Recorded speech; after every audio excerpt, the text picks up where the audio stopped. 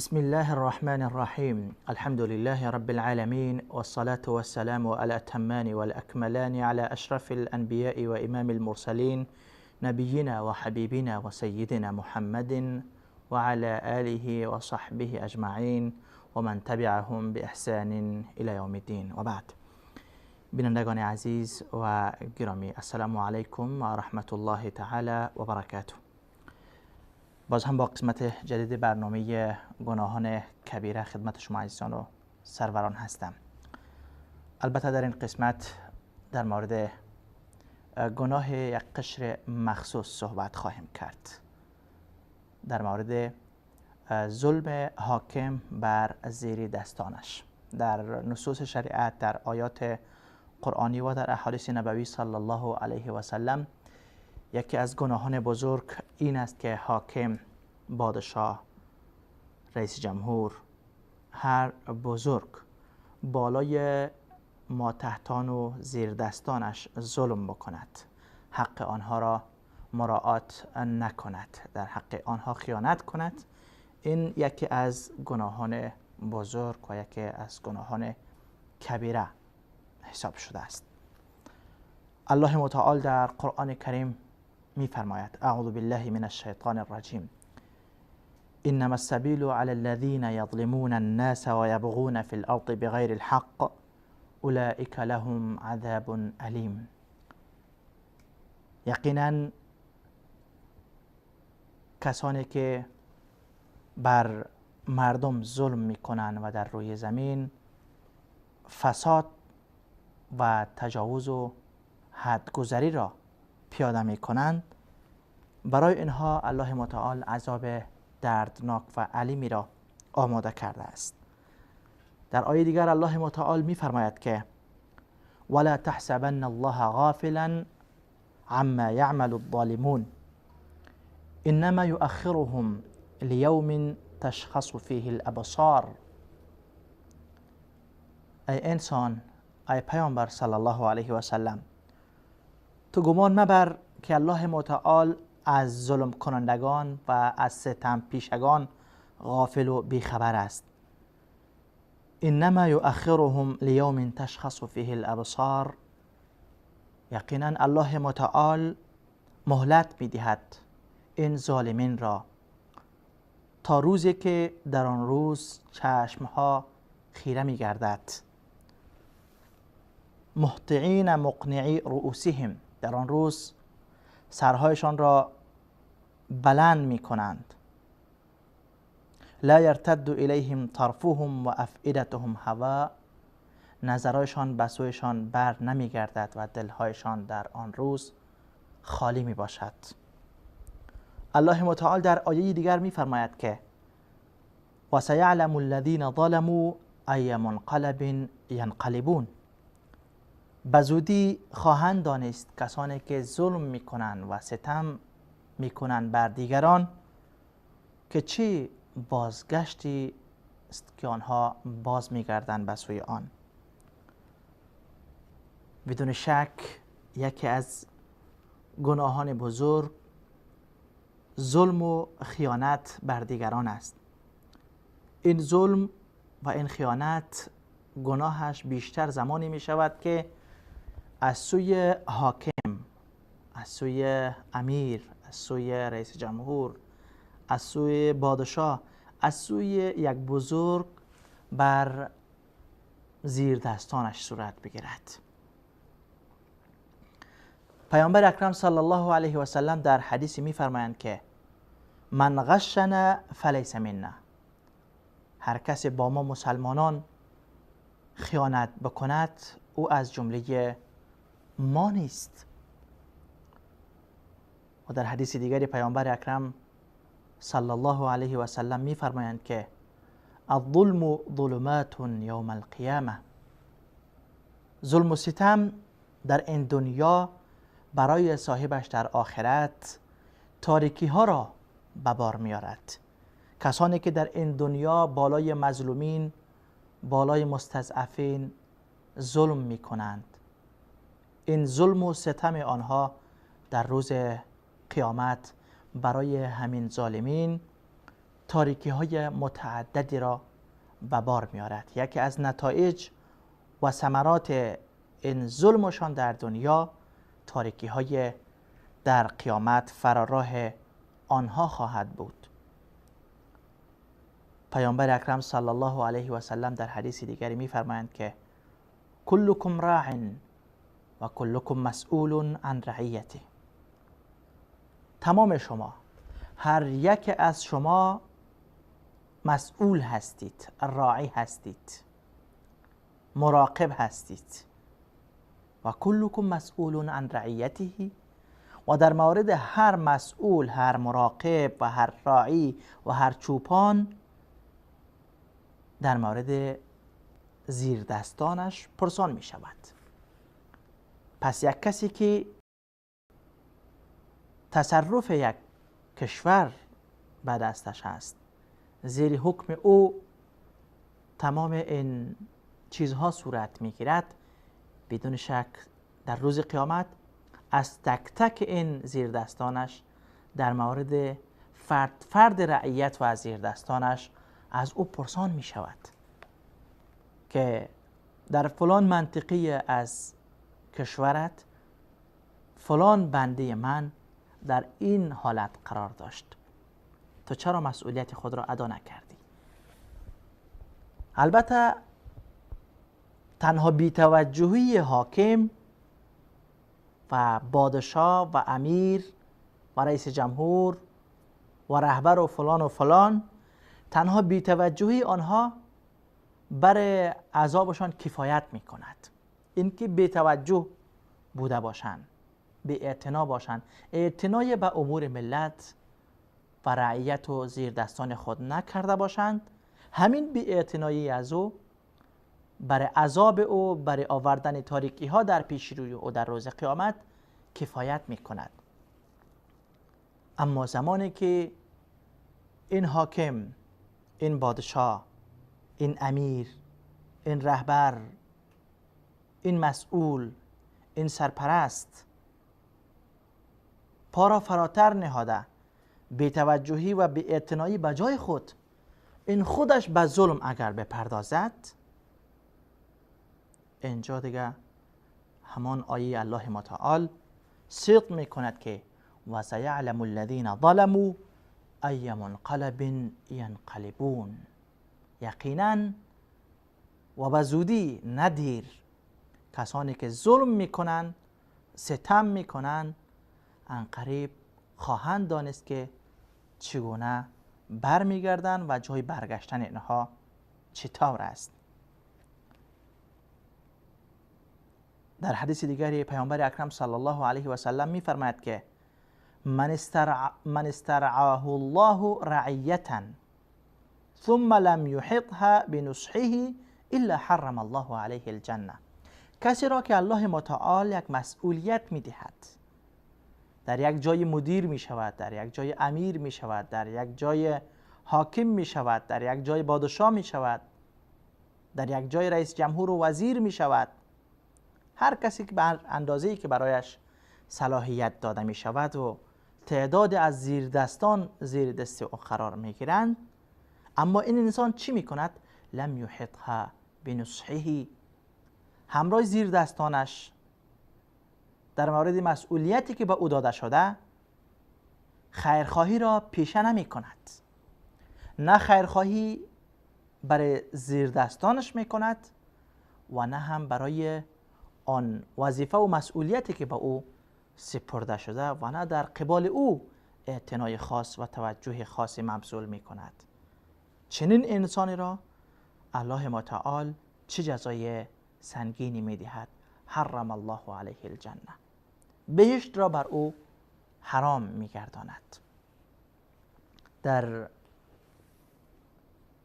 صحیح بخاری حدیثی است، پیامبر اکرم صلی الله علیه و سلم می فرمایند که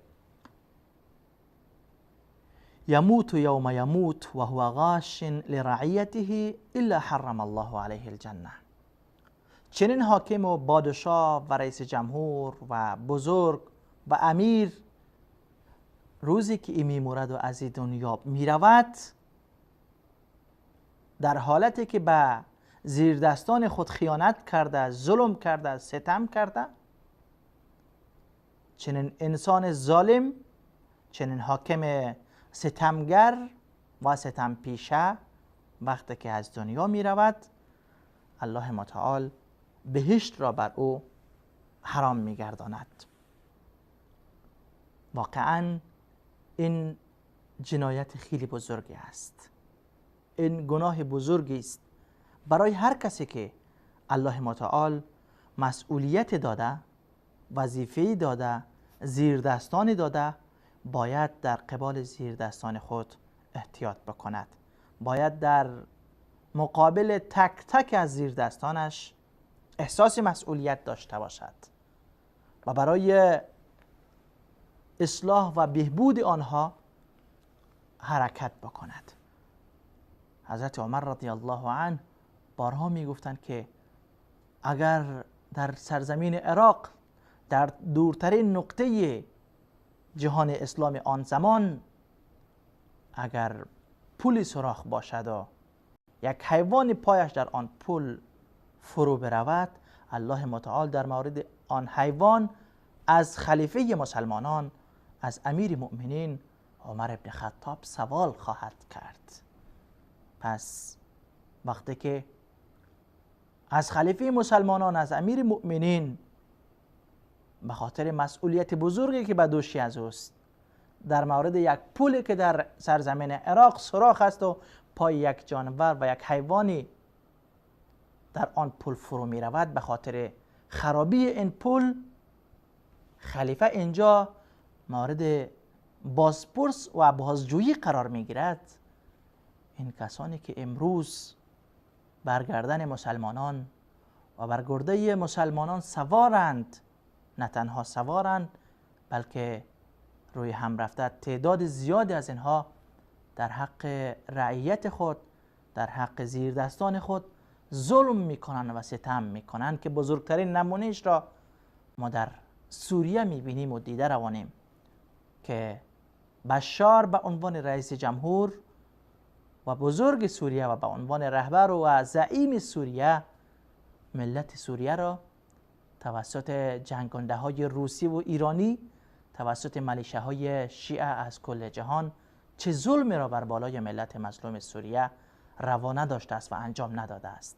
وقتی که الله تنها بی‌توجهی یک حاکم و یک زعیم و یک رئیس جمهور را مورد بازپرس قرار می‌دهد و از او سوال می‌کند که چرا بی‌توجه بودی، وقتی که از عمر در مورد فرو رفتن پای یک حیوان در یک پل در سرزمین عراق از عمر پرسان می‌کند و عمر را مورد محاسبه و حساب قرار می‌دهد، پس این بشاره که چند صد هزار ملت مظلوم سوریه را به خاک و خون می‌کشد و چند میلیون را بی خانمان می‌سازد و مهاجر را در بدر می‌سازد و در پشت این رهبر قلابی دیگری که ادعای رهبری جهان اسلام و ادعای حمایت از مظلومین و مستضعفین جهان، یعنی آقای خامنه‌ای، در روز قیامت این ظالمین و این ستمگاران پیش الله متعال چه پاسخی خواهند داشت؟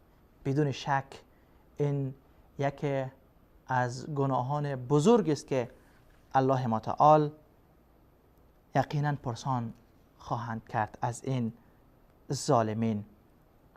پیامبر اکرم صلی الله علیه و سلم در حدیث دیگری می‌فرمایند که ما من حاکم یحکم بین الناس الا حبس یوم القیامه، نیست هیچ حاکمی که در یک گوشه از دنیا بالای تعدادی از مردم حکم روایی میکند و حکومت میکند، مگر اینکه در روز قیامت یکی از ملائکه های الله از عقب سر او میگیرد و این ملائکه منتظر فرمان الله است. اگر الله گفت این را به جهنم بینداز، به جهنم پرتاب میکند. در حدیث دیگری پیامبر اکرم صلی الله علیه و سلم میفرمایند که لیأتین علی القاضی العدل یوم القیامه ساعة یتمنى انه لم یقض بین اثنین فی تمرة. در روز قیامت بالای قاضی عادل، بالای کسی که قضاوت میکرد، قاضی بود، عادل هم بود، ظلم نمی کرد در حق هیچ کسی، رشوه نمی خورد، در بدل پول قضاوت نمی کرد، عدالت می کرد در میان مردم. در روز قیامت یک ساعت بر بالای قاضی عادل چنان خواهد آمد که این قاضی عادل در آن روز تمنا می کند، آرزو می کند، حسرت می خورد ای کاش در میان دو انسان در مورد یک خرما هم فیصله نمی کردم و قضاوت نمی کردم. این سختی، محاسبه جدی و بازجویی عرقریزی روز قیامت را به ما میرساند که کسی که در دنیا قضاوت کرده و در قضاوتش عدالت کرده، اما وقتی که سختی حساب و کتاب و محاسبه را در روز قیامت میبیند حسرت میخورد کاش من در میان دو انسان درباره یک خرما قضاوت و فیصله نمی کردم. به همین خاطر پیامبر اکرم صلی الله علیه و سلم همیشه دعا می کردن، می گفتن که اللهم من ولی من امر هذه الامه شیئا فرفق بهم فارفق به و من شفق علیهم فاشفق علیه. ای الله، هر انسانی که امر از امور مردم را به عهده میگیرد، مسئولیت از آنها را به عهده میگیرد، اگر با آنها نرمی میکند الله تو امرای از او نرمی بکن، و اگر او سختی میکند الله تو با او سختی بکن. تنها این حاکمان ظالم نی، حتی کسانی که با اندکترین چیز با اینها کمک میکنند و همکاری میکنند آنها را نیز عذاب الهی در روز قیامت فرا میگیرد. پیامبر اکرم صلی الله علیه و سلم میفرمایند که سیکون امراء فسقة جواره، ان قریب زمان خواهد آمد که شما امیران فاسق و ظالم را خواهید دید. فمن صدقهم بکذبهم، کسی که دروغ این امیرهای ظالم و فاجر را تصدیق بکند، فاعانهم علی ظلمهم، و آنها را به ظلمشان اعانت و کمک بکند، فلیس منی ولست منه. پیامبر صلی الله علیه و سلم میفرمایند که من از آنها و آنها از من نیستند. ولن یرد علی الحوض، و این چنین معاونین و همکاران حاکمان ظالم هرگیز به حوض کوثر وارد نخواهند شد. پیامبر اکرم صلی الله علیه و سلم وقتی که معاذ را به سوی یمن میفرستند به معاذ توصیه میکنند. از جمله وصیت های پیامبر اکرم صلی الله علیه و سلم چی است؟ معاذ کیست؟ صحابی جلیل القدر، شاگرد مکتب پیامبر اکرم صلی الله علیه و سلم، یکی از علمای یاران رسول الله صلی الله علیه و سلم. این را پیامبر صلی الله علیه و سلم وقتی که به عنوان امیر به سوی یمن میفرستند توصیه میکنند. یکی از وصیت‌های که به معاذ کردند این بود که ایاک و کرائم اموالهم، اجتناب بکن از مالهای گرانبهای آنها. یعنی وقتی که تو صدقه و زکات را، وقتی که زکات را از مال مردم یمن میگیری، پس بهترین مالهای آنها را در صدقه نگیر، نه پسترین مال آنها را در صدقه بگیر چون حق الله است، و نه بهترین مالهای آنها را در زکات بگیر، بلکه میانه، نه بسیار گوسفند گرانبها نه بسیار گوسفند از بین رفته، بلکه متوسط، نه شتور بسیار گرانبها نه شتوری کاملا از بین رفته، بلکه میانه و وسط را از مالهای آنها در هنگام زکات گرفتن بگیر. چرا؟ واتق دعوت المظلوم، چون اگر تو از گرانبهای مال آنها میگیری اینجا تو در حق آنها ظلم کرده ای. حضرت معاذ را پیامبر اکرم صلی الله علیه و سلم میفرمایند که واتق دعوت المظلوم، ای معاذ از دعای مظلومان بترس. چرا؟ فانها لیس بینها و بین الله حجاب، زیرا در میان دعای مظلوم و در میان قضای از جانب الهی، اجابت دعایی از جانب الهی هیچ فاصله نیست، هیچ چیزی حائل نمی شود. دعا وقتی که از زبان مظلوم بیرون می شود به درگاه الله متعال پذیرفته می شود. پیامبر اکرم صلی الله علیه و سلم امیر و سفیر خویش معاذ بن جبل را از ظلم و از دعای مظلوم برحذر می دارند. امروز اگر بیاین حالت این زعما و این حکام ظالمی که بر گرده مسلمانان سوار هستند و چه ظلم و جنایتی را در حق مسلمانان نمی کنند، اگر حالت اینها را ببینند، پیامبر اکرم صلی الله علیه و سلم چه خواهند فرمود؟ معاذی که گفت من با کتاب الله فیصله می کنم، با سنت تو فیصله می کنم ای پیامبر صلی الله علیه و سلم، و سپس در اموری که نص نیافتم اجتهاد می کنم. چنین معاذ را پیامبر اکرم صلی الله علیه و سلم از عذاب مظلومان بیم می دهند. عمر بن عبدالعزیز رحمه الله و عمرو بن مهاجر که یکی از قاضیاش و یکی از علمای اطرافش بود، همیشه می گفت که ای عمرو بن مهاجر، وقتی که می بینی من در یک امر از حق انحراف می شوم، می بینی کجروی می کنم، اینجا فوراً دستت را روی شانه های من بگذار و من را بگو که چی می کنی ای عمر، تا من متوجه شوم و بر راه اشتباه نروم. اینها خلفای عادل و راشد اسلام بودند که سعی میکردند در هیچ امری به خطا نروند، منحرف نشوند، کجروی نکنند، در حق کسی ظلم نکنند.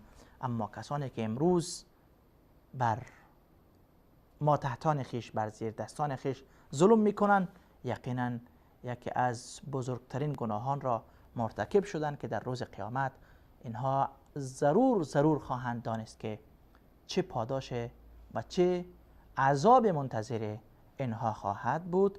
الله متعال همین ما شما را توفیق بدهد در هر امری که ما مکلف هستیم و زیر دستان را الله برای ما گردانیده حق آنها را نخوریم، در حق آنها ظلم نکنیم، خیانت نکنیم و در وظیفه خود خیانت و در مسئولیتی که به ما موکول شده است در او خیانت و از ظلم نکنیم. مبادا در روز قیامت پشیمانی و ندامت سود نخواهد داشت. همیشه ما عزیزان را تا قسمت بعدی برنامه گناهان کبیره به الله یکتا و یگانه میسپارم. الله یار و مددگارتان.